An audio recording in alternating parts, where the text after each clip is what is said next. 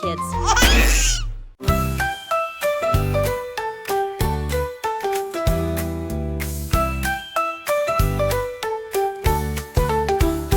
Penguenin buzlar üstünde küçük adımlarla dans eder hep birlikte.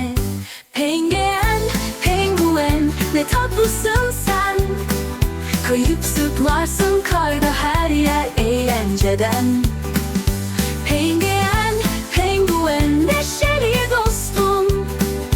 Seninle gülerim, çok seviyorum. Soğuk denizde yüzer hızlıca. Küçük kanatları çırpar havada.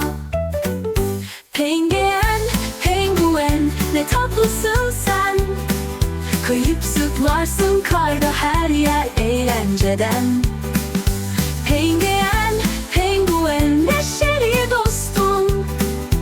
Seninle gülerim, çok seviyorum.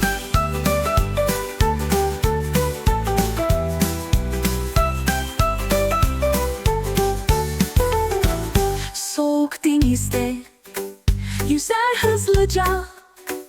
Küçük kanatları çırpar havada. Penguen, penguen, ne tatlısın sen. Kayıp zıplarsın karda her yer eğlenceden.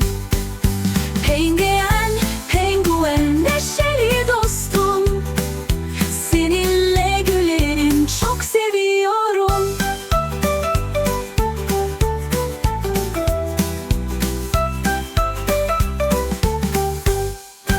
Velora Kids. If you enjoyed our stories, please subscribe and turn on notifications.